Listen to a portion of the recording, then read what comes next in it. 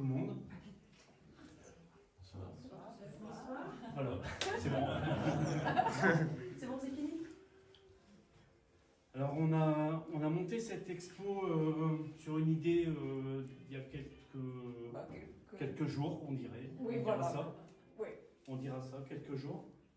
Et puis la Cyril m'a dit ouais, je suis prête, je peux faire un truc au boudoir. C'est vrai qu'on avait une petite zone de battement avant l'expo collective. Donc j'ai dit, comme d'habitude, j'ai dit bah oui, la Cyril, vas-y, roule.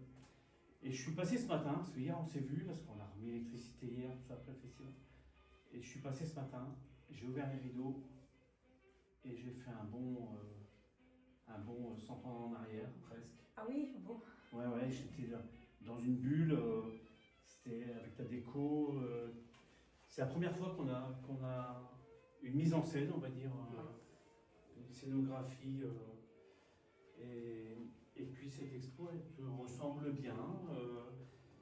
Il y a de l'unité, il y a de la recherche. Bravo Dacianor. Bon, merci pour ce bon moment, parce que vraiment c'est un très bon moment artistique et humain. Merci Domé, merci vraiment parce que je peux vous avouer que Domé, il est cher pour les paroles. Franchement, il dit pas ça souvent, il dit pas à tout le monde et ça me touche énormément. Et c'est vrai que c'est un parcours que j'ai commencé avec lui en fait. C'est vrai, non? C'était quand? Presque 10 ans. Presque 10 ans. Ouais, 9 ans bien. Tapé à mon atelier pour prendre quelques cours. Et là, bien travaillé. Hein. Voilà. Ouais. Et là, tu es toujours là et là, je suis encore là. c'est bien. Et voilà, de dire ces mots-là, ça me touche énormément. Bon, j'ai préparé un petit discours. D'habitude, moi, je n'aime pas lire, mais j'aime bien de parler comme ça, plus libre. Hein. Mais cette fois-ci, je préparais quelque chose parce que je voulais un petit peu expliquer, pas vraiment qu'est-ce que cette expo, mais le parcours aussi.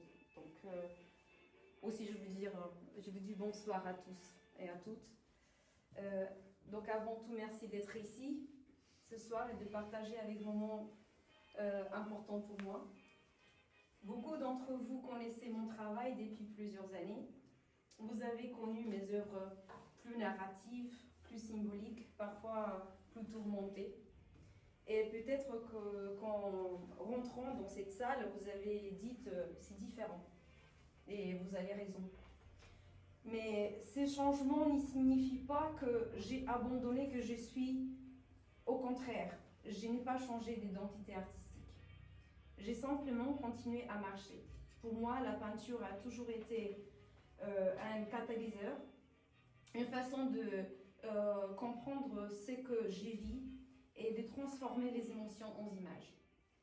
Aujourd'hui, je me sens probablement plus alignée que jamais. Et je crois que cela se voit dans cette œuvre, dans les couleurs plus lumineuses, dans les lignes plus épurées, dans cette recherche d'équilibre qui n'efface pas le passé, mais qui l'intègre.